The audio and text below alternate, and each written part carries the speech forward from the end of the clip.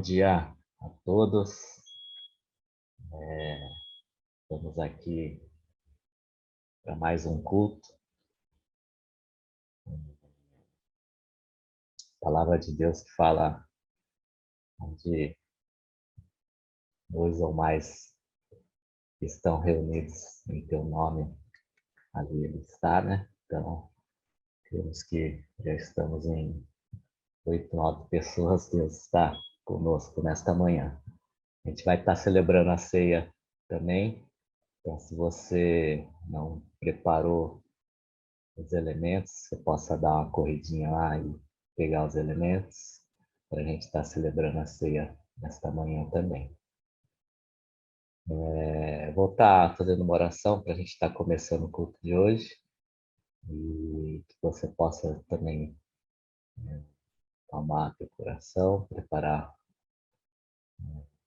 sua mente para que a gente possa estar dedicando a Deus esses minutos, né? Depois de uma semana corrida, uma semana de trabalho e correria, né? A gente possa estar dedicando a Deus esses minutos, tá bom? Vamos estar orando então?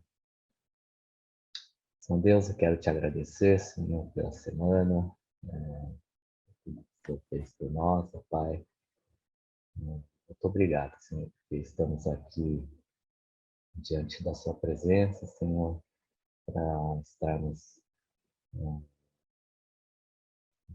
orando, agradecendo, louvando e aprendendo um pouco da tua palavra, Pai. Então, que a gente possa ter um coração alegre, disposto, ó Pai, e agradecido a Ti, ó Pai. Abençoa cada um, cada família, Pai. Que a gente possa realmente passar esses minutos com um coração grato, com um coração de louvor e adoração a Ti, ó Pai. Muito obrigado, Senhor, em nome de Jesus. Amém. Então, que você já possa estar se preparando para a Santa Ceia também, né? E acompanhando agora o louvor que eu vou estar passando para vocês. Começando com a música Porque Ele Vive. E eu acho que nada mais faz sentido do que essa música, porque Deus morreu por nós, se sacrificou, né? Jesus morreu por nós. Então, que a gente possa realmente cantar essa música de oração a Deus. Amém?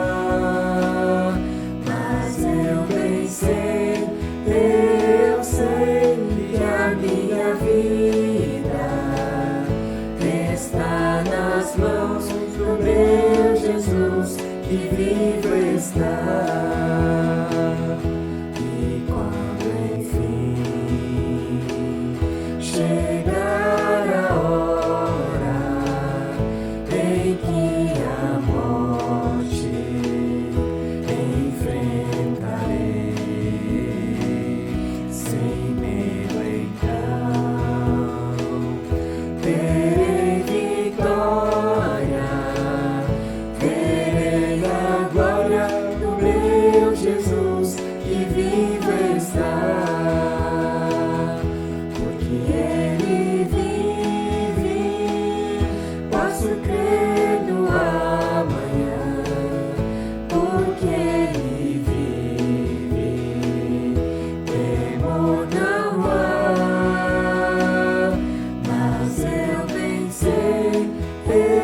sei que a minha vida está nas mãos do meu Jesus, que vivo está. Porque Ele vive, posso crer no amanhã. Porque Ele vive, temor não há. Mas eu bem sei, eu sei que a minha vida está nas mãos do meu Jesus, que vivo está.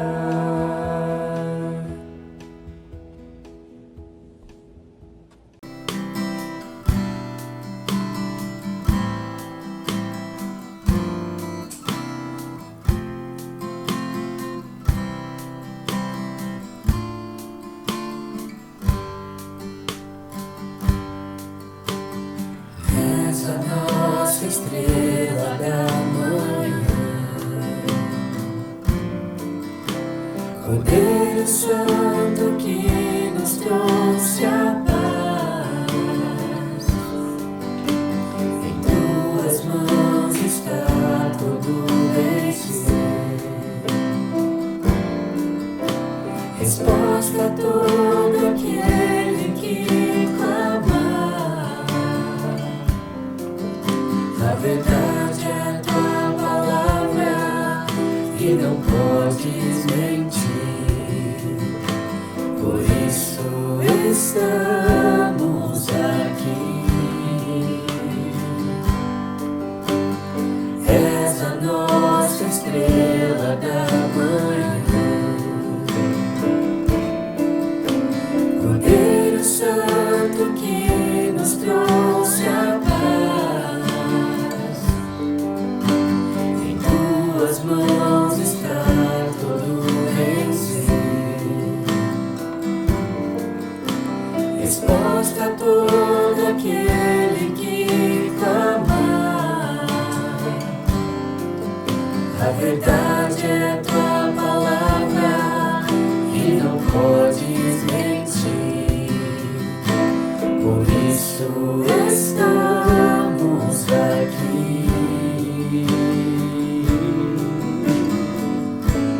Te louvamos, ó Senhor, pelo teu imenso amor. Manifesta o teu perdão e poder, e assim vamos te adorar para sempre.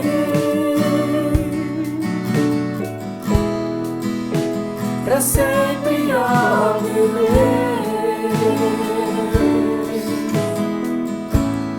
te louvamos, ó Senhor,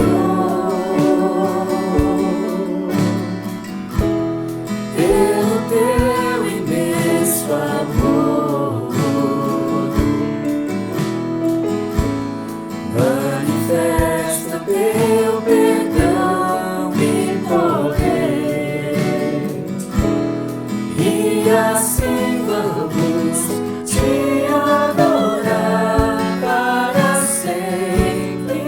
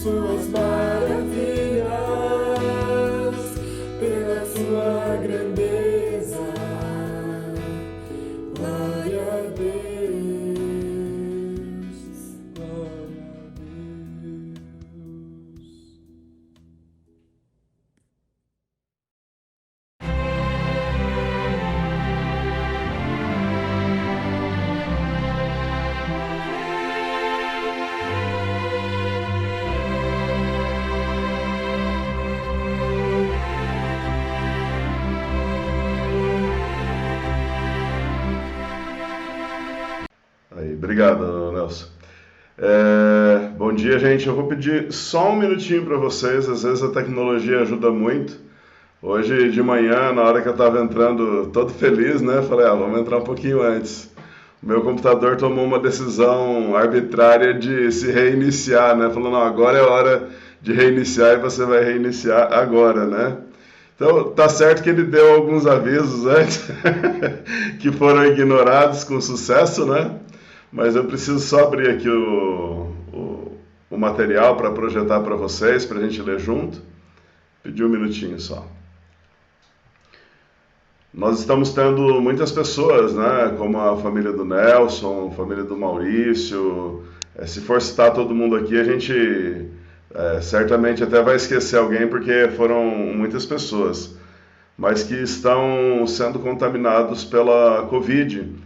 Então nós aconselhamos você, como o Nelson mesmo disse, a manter aí as regras de segurança, cuidar da sua família, né? Você sabe que as UTIs hoje elas estão com mais de 100% de lotação, então é importante nesse momento a gente ter o máximo de cuidado, né? A gente fala isso, né? Cancelamos esses cultos de agora, porque nós amamos vocês e de forma alguma gostaríamos de ver vocês doentes ou de perder qualquer um de vocês. Vou começar com uma oração, esse momento de meditação. Pai querido, muito obrigado por cada irmão que está aqui online com a gente. O Senhor sabe, Pai, que o que a gente queria mesmo era estar junto lá na igreja e cantando e podendo compartilhar dos elementos juntos durante a ceia, mas nós também somos extremamente gratos porque o Senhor proveu um outro meio da gente poder estar juntos e mantermos a nossa comunhão. Ajuda-nos a escutar a Tua voz, a Tua palavra nessa manhã, que ela gere mudanças significativas na nossa vida.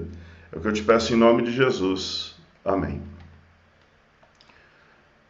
Bom, gente, hoje nós vamos começar a nossa história no livro de Reis, né? Vamos falar um pouco sobre o profeta Isaías, mas eu acredito que um pouco de contexto seja necessário para a gente entender quem foi esse profeta e qual foi a importância da vida dele. Em que momento ele, eu até vou usar uma palavra diferente, em que momento da história ele se meteu na vida de um rei de Israel, e que riscos ele corria. Então, o que acontece? O livro de Reis, ele é um livro que começa com histórias de aventura, né? E, ao mesmo tempo, com histórias muito atribuladas. No começo do livro, nós vemos o rei Davi, agora já idoso, passando o trono dele para o seu filho Salomão e orientando Salomão a ser fiel.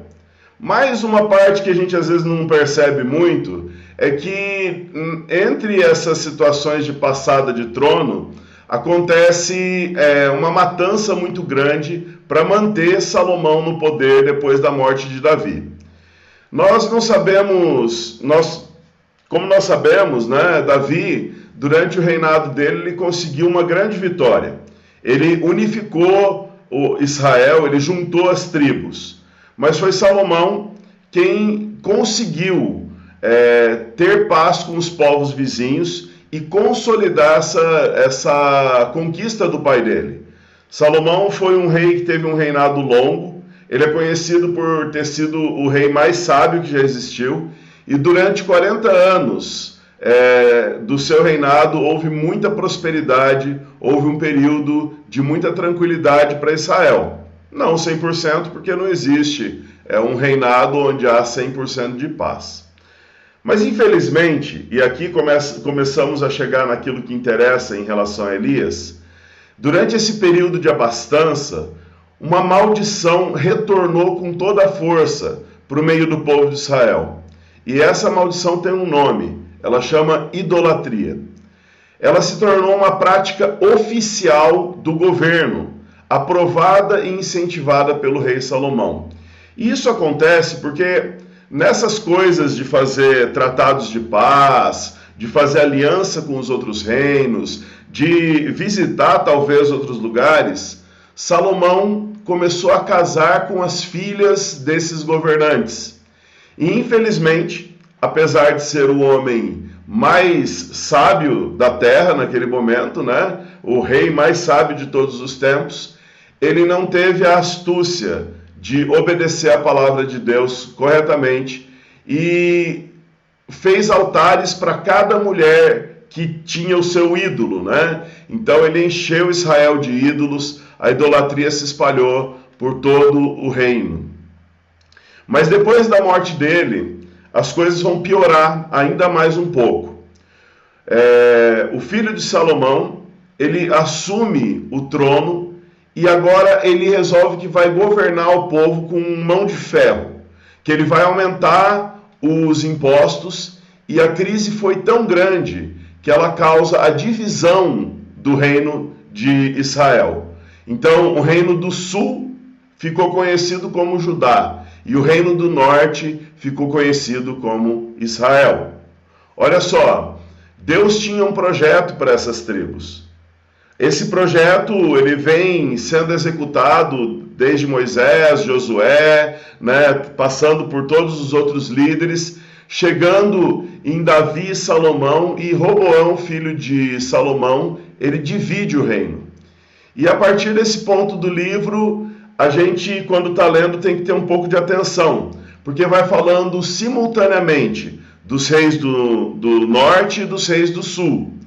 E, em resumo, o que a gente vê é assim: o reino do norte foi uma catástrofe sem precedentes. Dos 20 reis que eles tiveram, os 20 desagradaram a Deus. O reino do sul foi desastroso também, não foi um resultado bom, mas foi menos ruim. Dos 20 reis que eles tiveram, só 12 desagradaram a Deus, mas 8 foram bem-sucedidos. Então, assim, numa competição de desgraça, como meus pais diziam quando a gente começava a contar quem que teve mais problema, realmente o Reino do Norte ganha de longe, né? Eles tiveram uma sequência de reis horríveis. E o critério de avaliação é interessante, que não eram as alianças comerciais, não era a capacidade administrativa dos governantes. O governante tal levantou um edifício em tal lugar. Não era isso. Não era a capacidade de desenvolvimento das cidades. A avaliação era se aquele rei adorava somente a Deus ou se ele mantinha o povo afastado de Deus. Se ele conseguia conter a idolatria, destruir os ídolos que os pais tinham construído no passado, ou se ele se envolvia com esses ídolos. Então, mesmo com exigências tão baixas, 32 dos 40 reis não haviam agradado o coração de Deus, foram homens que não agiram como Deus esperava. Por que é importante entender isso? Porque se nós não entendemos esse contexto de pecado, de divisão, de quebra de relacionamento com Deus, é difícil entender o que os profetas vieram fazer entre o povo de Israel. E entre os principais profetas está Elias. Ao que tudo indica, Elias era uma pessoa mais rústica, talvez semelhante a João Batista na sua indumentária, na sua maneira de ser. E durante o seu ministério, ele vai ter que enfrentar dois personagens bíblicos terríveis. O primeiro é o rei Acabe, e o segundo é a sua esposa cananeia, Jezabel. Jezabel era uma mulher muito influente, ela adorava o deus Baal e ela era capaz de muitas crueldades. Era uma pessoa que não tinha muitos limites assim para fazer o mal. E unidos, esse casal, ele tinha uma sinergia muito grande. Eles trabalhavam muito bem. É uma pena que o trabalho deles não resultava em bênção para a vida das pessoas, mas resultava em maldição. E eles deixaram uma mancha indelével na história aí do Reino do Norte, tornando esse reino um dos piores reinos da história. Mas para a gente ter um pouco de noção do que eu estou falando aqui, eu gostaria de ler para você o que a Bíblia diz sobre o rei Acabe. O que a Bíblia diz sobre a esposa dele durante os 22 anos de reinado que eles tiveram. Eu vou colocar na tela aqui para você, só um minutinho.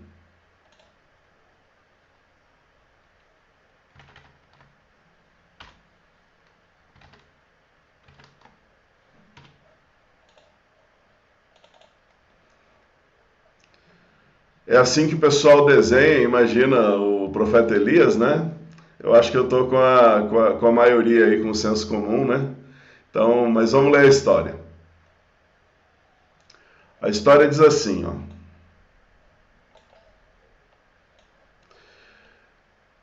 Acabe, filho de Onre, fez o que o Senhor reprova, mais do que qualquer outro antes dele. Ele não apenas achou que não tinha importância cometer os pecados de Jeroboão, filho de Nebate, mas também se casou com Jezabel, filha de Etbaal, rei dos Sidônios, e passou a prestar cultos a Baal e adorá-lo, no templo de Baal que ele mesmo tinha construído em Samaria. Acabe ergueu um altar para Baal. Fez também um poste sagrado. Ele provocou a ira do Senhor, o Deus de Israel, mais do que todos os reis de Israel antes dele. Então, um resumo que a Bíblia faz sobre o reinado de Acabe é que ele foi o pior, foi pior do que aqueles que vieram antes dele. E eu gostaria de ler com vocês também a chegada de Elias, porque logo depois desse texto, você vai ver Elias chegando até Acabe, e Elias vai ter uma conversa com essa pessoa que desagradava tanto a Deus. Nós vamos ler o seguinte ali,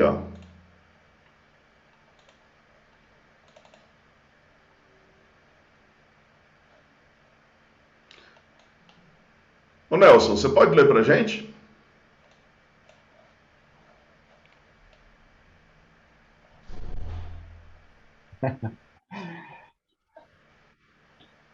Ora, Elias, o tesbita da Tisbe, de Gileade, disse a Acabe: juro pelo nome do Senhor, o Deus de Israel, a quem sirvo, que não cairá orvalho nem chuva nos anos seguintes, exceto mediante a minha palavra. Depois disso, a palavra do Senhor veio a Elias. Saia daqui, vá para o leste, esconda-se perto do riacho de Querite, a leste do Jordão. Você beberá do riacho e dei ordens aos corvos para o alimentarem lá. E ele fez o que o Senhor lhe tinha dito. Foi para o riacho de...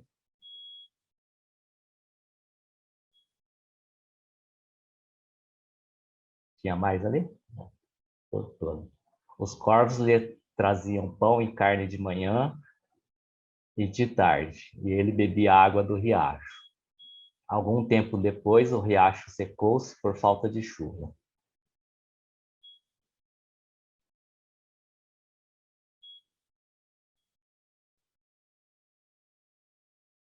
Está mudo o seu microfone, pastor.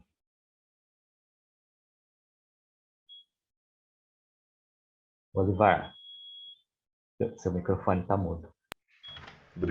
Obrigado. Então, gente, assim como Elias teve um chamado, eu creio que Deus tem um chamado para cada um de nós. E para te ajudar a entender esse chamado, a aceitar esse chamado de Deus, eu gostaria de falar algumas características de Elias que nós encontramos nesse texto e que podem ter um impacto dentro do nosso coração. A primeira característica que eu percebo de Elias é que Elias era um homem simples.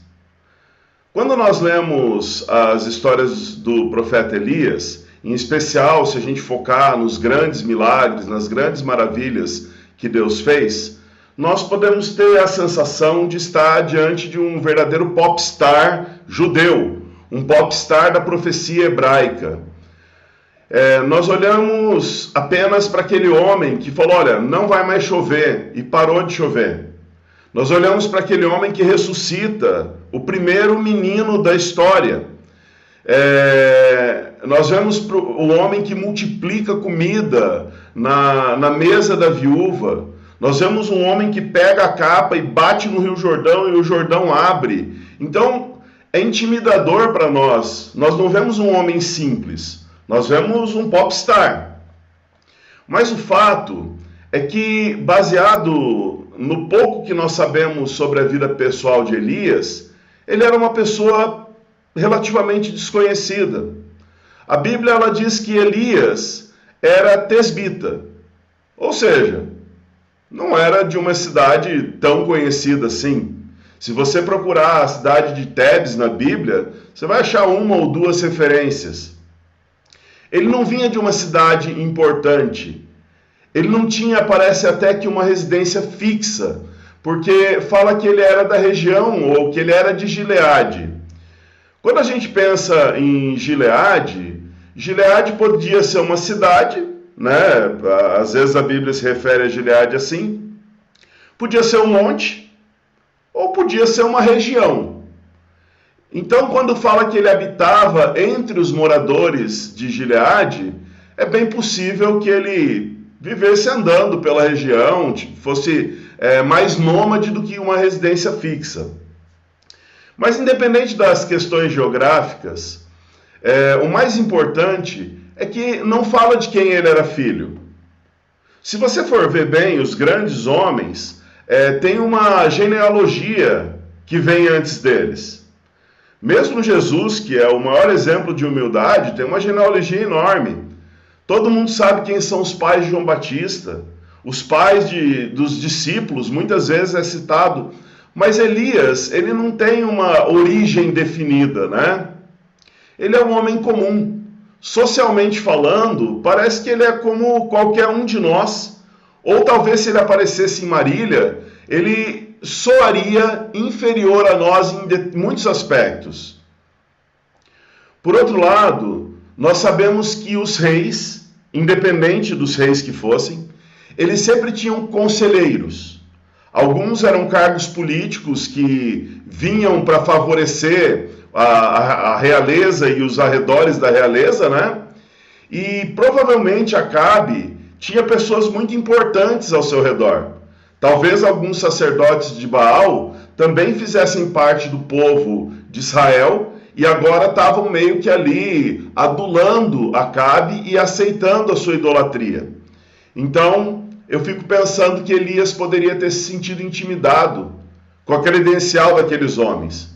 Mas quem sou eu para falar com o conselheiro de Elias? Será que eu sou tão estudado para encarar o fulano de tal que já foi sacerdote do Deus vivo e agora serve a Baal? Então, eu tendo a pensar que é possível que essa sensação de impotência poderia tomar o coração de Elias. Eu estava pensando que na nossa realidade, muitas vezes nós nos deixamos intimidar. Nós ficamos inseguros e até desistimos de fazer algumas coisas porque os outros estão fazendo e aparentemente eles têm mais condições que nós. Quando Elias chegou diante de Acabe, ele apresentou só uma credencial. Ele disse: vive o Senhor Deus de Israel, perante cujo face estou. Então, a credencial de Elias não eram seus pais, não era o seu conhecimento teológico, não era a sua capacidade, suas riquezas. Ele falou: olha, eu, Elias, estou diante do Senhor. Estou diante da face do Senhor. Elias, quando começou o seu ministério profético, naquele momento que ele começou a ser evidente, ele não era uma pessoa tão significativa na vida do povo dele. Mas o que ele fez foi seguir a direção de Deus. Teve uma época na minha vida, talvez você esteja vivendo isso, talvez já tenha passado por isso, que eu olhava os grandes homens da história, os pregadores da atualidade, e eu me sentia muito limitado. Eu sentia que eu não era uma pessoa significativa no mundo em que eu vivia. E essa armadilha, ela vai estar sempre disponível, tanto para mim quanto para você. Basta a gente não ficar atento, que nós vamos acreditar que nós não temos importância no mundo em que nós vivemos. Querido, se você costuma acessar as diversas redes sociais que nós temos disponíveis, você vai ver que ali as pessoas apresentam uma imagem muito bonita, muito inatingível de quem elas são, né? E muitas pessoas têm se intimidado por isso. Algumas se intimidam por causa do YouTube, né? Às vezes você tem um trabalho e você pensa, poxa, eu queria aprender um pouco mais. E quando você vai começando a aprender sobre aquele trabalho, você fala, poxa vida, mas eu sou muito medíocre, esse cara é muito bom, né? Eu acho que eu não sirvo para nada. Mas não é assim que as coisas funcionam. Existem muitas pessoas que eu tenho muito mais chance, e você tem muito mais chance, de alcançar do que qualquer grande homem de Deus, por exemplo. O Billy Graham foi um homem fantástico, admirável, ousado, pregou para milhares de pessoas de todos os tipos no mundo inteiro. Mas existe uma realidade que às vezes a gente não pensa. No auge da sua capacidade de pregar, no auge do seu ministério, o Billy Graham não poderia pregar para a sua família e para a minha. Para as pessoas que a gente ama muitas vezes, os nossos ídolos, aquelas pessoas que a gente considera num nível mais alto, talvez sejam meros desconhecidos para as outras pessoas. Para um funcionário da sua empresa, para o seu patrão, para um amigo pessoal seu. Talvez esses grandes homens do passado que escreveram livros são só desconhecidos.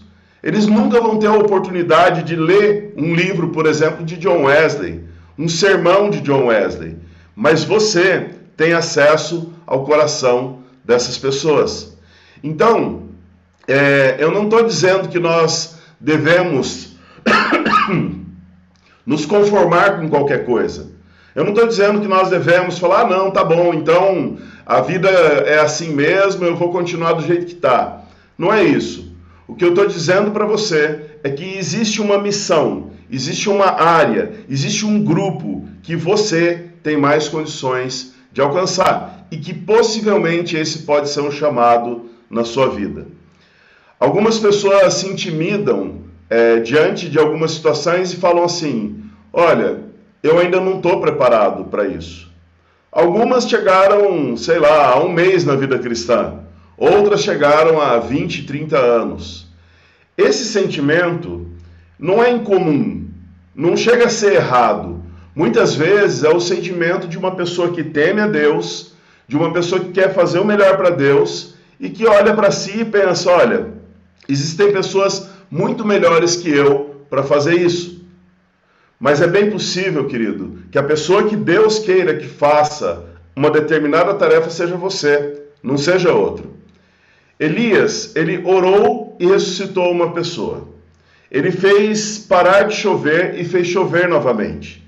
Ele pediu fogo do céu e caiu muito fogo do céu. Ele abriu o Rio Jordão com a capa dele e passou. Ele multiplicou a comida da viúva, entre muitas outras coisas que ele fez e profecias que ele proferiu. Provavelmente, se Elias esperasse o ponto de estar certo, de estar preparado, isso nunca ia acontecer. Onde você aprende a abrir o mar ou abrir um rio? Onde você aprende a ressuscitar pessoas? Que curso você faz para poder fazer cair fogo do céu? Não existe preparo para algumas coisas na vida. O preparo é a caminhada com Deus. O preparo é avançar. Elias, ele estava encarando, como dizem aí fora, uma chapa tão quente que era impossível ter um preparo para aquilo. Encarar o rei Acabe, encarar a rainha Jezabel, de verdade era uma forma de suicídio, se Deus não estivesse junto. Então guarde isso. Elias era um homem simples. Você talvez seja uma mulher simples. Talvez seja um homem simples também, assim como eu sou. E Deus tem um ministério para cada um de nós. Nós só vamos estar prontos quando nós dissermos, sim, Senhor, envia-me a mim. Uma segunda característica de Elias é que ele teve fé e ele teve coragem. Fé e coragem não tem um valor absoluto. Por exemplo, eu posso ter um pouquinho de fé ou um montão de fé. Eu posso ter um pouquinho de coragem ou um montão de coragem. Mas o fato é que quando a fé e a coragem andam juntas, você tem uma mistura extremamente poderosa. Muita gente tem coragem de fazer quase tudo no mundo físico, mas não tem fé para exercitar a sua coragem no mundo espiritual.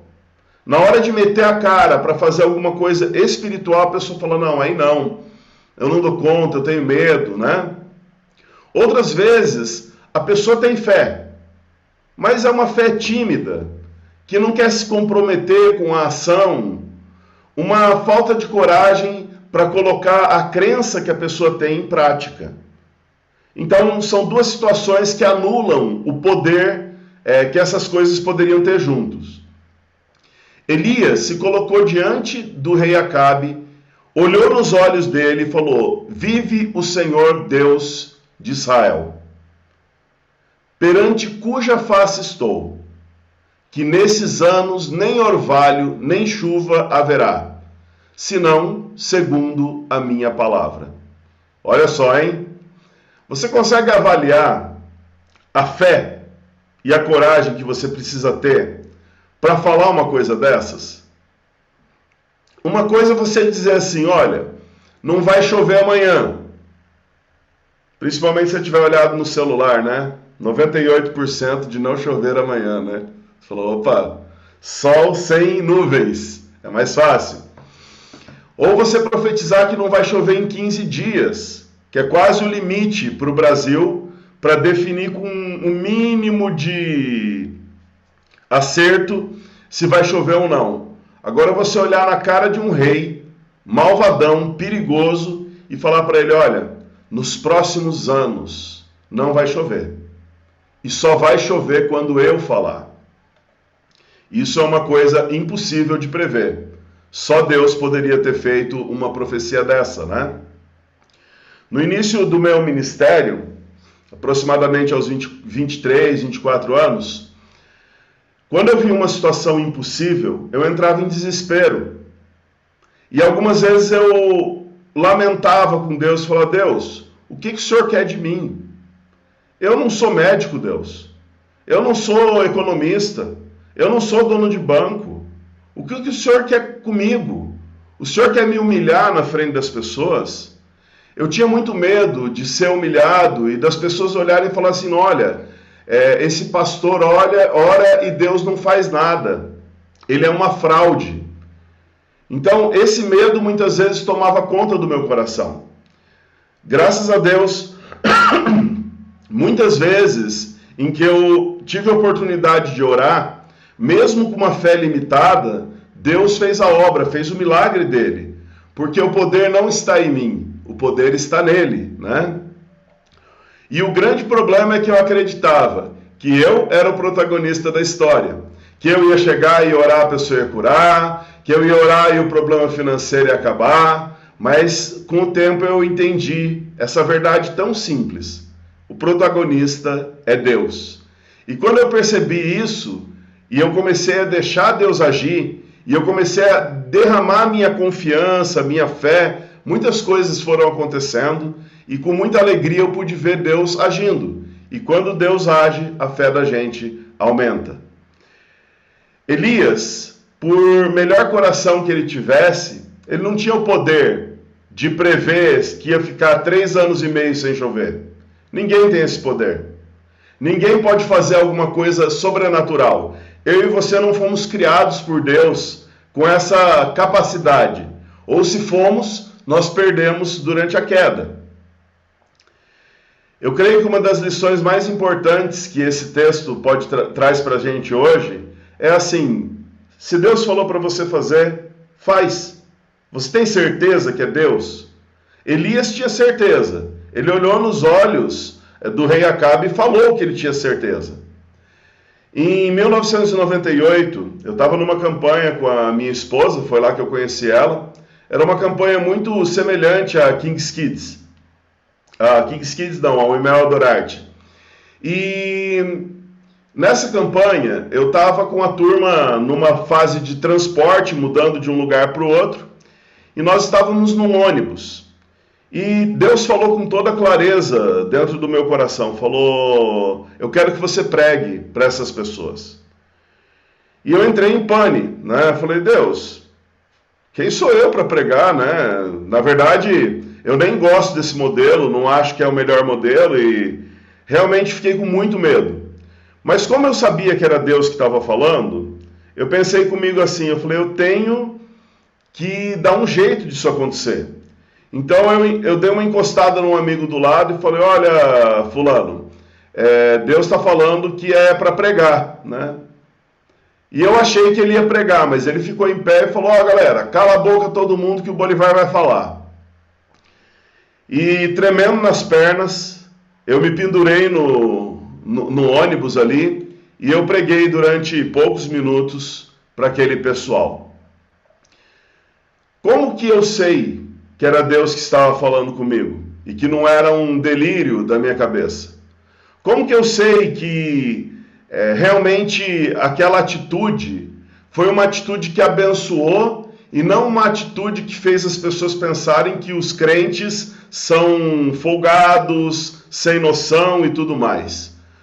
Queridos, porque quando eu terminei de pregar, Deus fez um milagre naquele local. As pessoas estavam chorando, as pessoas estavam orando, panfletos evangelísticos apareceram sei lá de onde, e no fim das contas, o agir de Deus foi muito poderoso naquele local. Perceba uma coisa que é muito, muito importante. A coragem de fazer aquilo foi minha. Eu podia ter me acovardado ainda mais, eu estava no meu limite, na verdade. Podia ter fugido.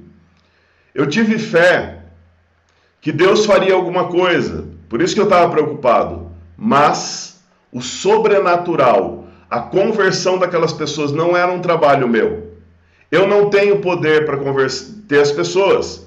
Então, qualquer coisa que Deus te mandar fazer, faça. O poder vem dele. Se ele vai agir ou não é uma questão dele. E naquele dia, Deus agiu poderosamente. Eu não gosto do modelo ainda. Não acho que é uma boa ideia sair por aí pregando dentro de ônibus. Acredito que as pessoas ficam incomodadas. Mas se Deus te mandar fazer qualquer coisa, a resposta é sim, Senhor. Eu estou aqui. Pode fazer comigo o que o Senhor quiser. Deus quer fazer comigo e com você a mesma coisa que ele fez com o profeta Elias. Ele quer usar a sua vida, não porque ele precisa de poder. Ele quer usar a sua vida para evidenciar quem é esse Deus. Os milagres que aconteceram na vida de Elias serviram para impactar a nação de Israel e para mostrar que o único Deus a quem Elias servia, esse Deus era o Deus verdadeiro. Talvez Deus queira impactar Marília com a tua vida. Talvez Deus queira impactar a igreja com a tua vida. Talvez Deus queira impactar a sua casa com a sua vida. A grande questão é a seguinte: será que nós estamos disponíveis para fazer a missão que Deus tem? Algumas vezes Deus dá uma missão simples para a gente fala, não, Deus, isso é muito pequeno, para mim não serve. E aí a gente entra em crise, né? Mas dizer sim para Deus é algo muito importante. Se nós formos fiéis no pouco, Ele vai colocar sobre o muito. E por último, não tenha medo. Não tenha medo.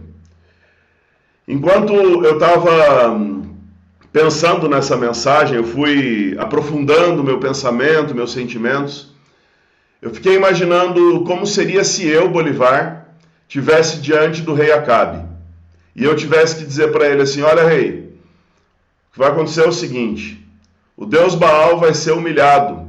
O senhor acredita que ele é o Deus da prosperidade, da frutificação, né? O senhor acredita que é ele que traz chuva e colheita? O senhor vai ser humilhado junto com o seu Deus, porque nos próximos anos não vai chover. Não é isso que está escrito na Bíblia, mas era essa a ideia da chuva não cair, para que Baal fosse humilhado. E ao me imaginar na presença daquele rei, tão cruel, tão maldoso, eu pensei comigo, minhas pernas iam tremer muito e eu não ia conseguir falar nada. Graças a Deus, querido, que a missão não era minha, a missão era de Elias. Deus escolhe a pessoa certa para cada missão. Deus não coloca a gente em situações que a gente não tem como resolver. Mas a questão é que muitas vezes nós temos medo de aceitar a missão que Deus está dando. No seminário eu tive contato com muitas pessoas, e na igreja também, quando eu era mais jovem, que falavam assim, eu não quero ser missionário porque Deus vai me mandar para a África. Eu não quero ser pastor porque eu conheço um pastor que passou muita necessidade. Eu não quero servir a Deus porque vai que Deus me manda para um hospital e eu tenho fobia de hospital. De verdade, isso tudo é armadilha do diabo. Isso tudo é cilada de Satanás. Cada pessoa tem um chamado na sua vida. E Deus usa cada pessoa de acordo com as suas capacidades e com aquilo que vai ser bom para eles. Gente, eu tenho amigos em vários lugares inóspitos do mundo. Eu tenho amigos que vivem em lugares de muita privação e muita dificuldade. E alguns deles até reclamam, falam, nossa, cara, aqui tá difícil, não gera fruto nenhum, a gente passa por dificuldade, por perseguição, por discriminação. Só que pergunta para essas pessoas se elas querem voltar para o Brasil, ou querem voltar para os Estados Unidos, Canadá, e ficarem com o pezinho delas na areia. A resposta é não, porque elas estão contentes, elas estão felizes no cumprimento da missão delas. Não é um trabalho de um sacrifício impossível para elas, porque elas foram chamadas para isso. Então Deus leva cada um onde essa pessoa pode ser completa e realmente servir o reino, né? A pessoa vai ter prazer em cumprir a vontade de Deus. Não tenha medo de se entregar como Elias se entregou. Algumas pessoas elas ficam com medo de Deus mudar demais as suas vidas. Mas eu não sei se você já parou para pensar, grande parte das previsões que nós fazemos sobre o que Deus vai fazer não está muito certo. É mais um chute nosso. Deus ele vai te usar de uma maneira boa, agradável e perfeita, para que você conheça a vontade dele, que também é assim. Não dá para saber o que passou dentro da cabeça de Elias quando ele estava sendo perseguido por Acabe ou quando ele foi conversar com Acabe. Mas eu imagino que, como todo ser humano, ele deve ter pensado, bom, Deus falou que quando eu falar de novo vai chover, então não vou morrer. Mas será que ele vai me bater? Será que ele vai me prender? Será que ele vai me arrancar o couro inteiro? Por quê? Porque a direção para ir para o rio Queribe só veio depois da conversa. Elias, ele sabia a missão até aquele ponto. O que ia acontecer depois, Deus estava revelando. Então, querido, deixe Deus revelar para você a vontade dele. Não tenha medo, porque o Deus a quem você serve é um Deus bom. É um Deus que cuida de você. E se a gente tiver medo das decisões de Deus, a nossa vida vai ser uma vida muito limitada. E a sua vida não é limitada. Deus tem um ministério para você. Deus quer usar a sua vida. Qual área? Certamente você já foi incomodado. E se você não souber e quiser conversar sobre isso, a gente pode conversar também. Eu vou terminar com uma oração, tá? Deus querido, em nome de Jesus, eu te agradeço por esse momento de meditação. Peço, Senhor, que o Senhor nos ajude a nos entregarmos nas suas mãos, a sermos corajosos e a fazermos aquilo que o Senhor está dizendo simplesmente, Pai. Ajuda-nos a entender que o Senhor é o protagonista da história e que nós somos ferramentas que vão evidenciar o seu poder e o seu amor. É o que eu te peço em nome de Jesus. Amém. Eu vou passar para o pastor Augusto. Ele vai celebrar o momento da ceia. Se você tiver com os elementos das suas mãos, pode trazer, pode buscar, né? Para a gente fazer esse momento de celebração.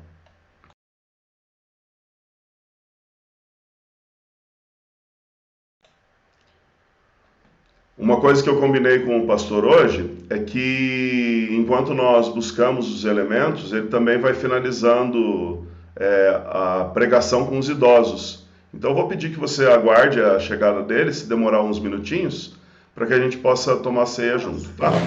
Já está aí, pastor, beleza. E hoje a gente vai ter o privilégio de estar escutando Naomi, né? A primeira aula do ano aí. Então, pessoal, depois da Santa Ceia, fique conosco, né? Vai ser um tempo também muito bom, né? De aprendizado. Ana? Vamos sim, gente. Vamos participar da classe, né?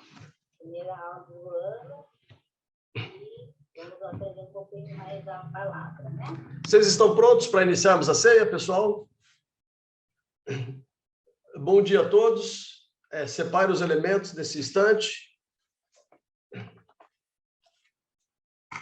Você já preparou o seu coração para participar da ceia na manhã de hoje?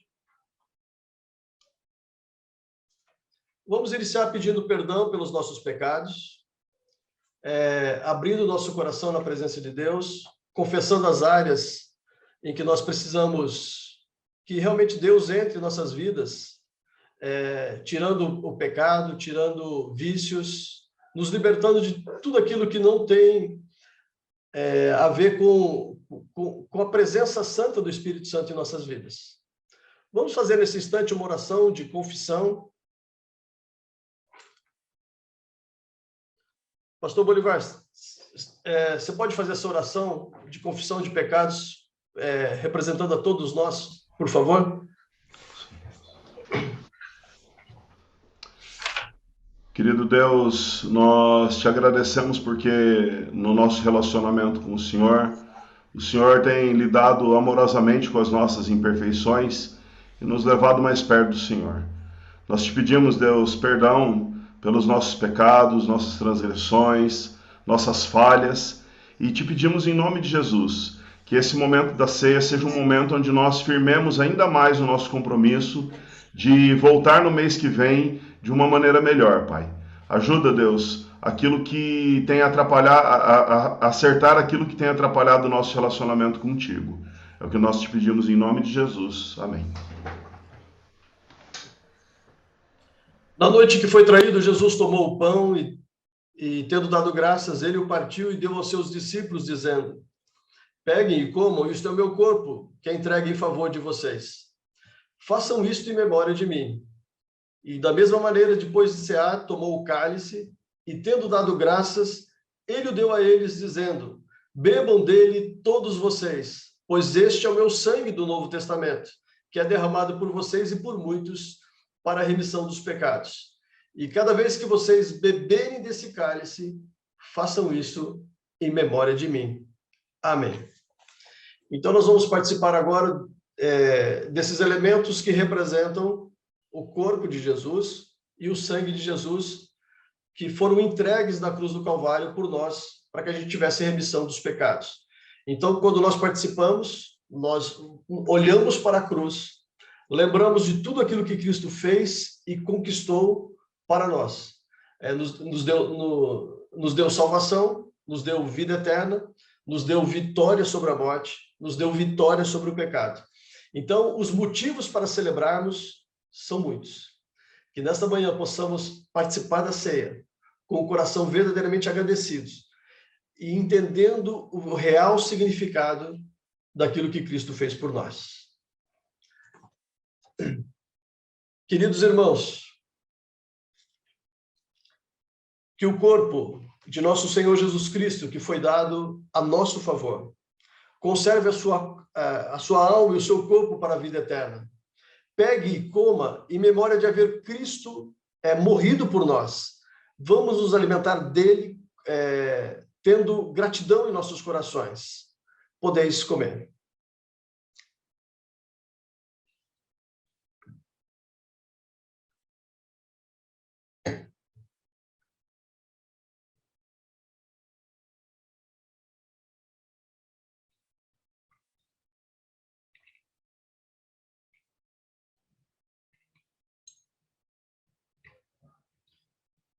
Queridos, esse cálice representa o sangue de nosso Senhor Jesus Cristo, que foi derramado por nós. Que ele conserve o nosso corpo, a nossa alma, para a vida eterna. Beba desse cálice, em memória de haver Cristo, o sangue de Cristo ter sido derramado por nós, em nosso favor, e seja agradecido. Podeis beber.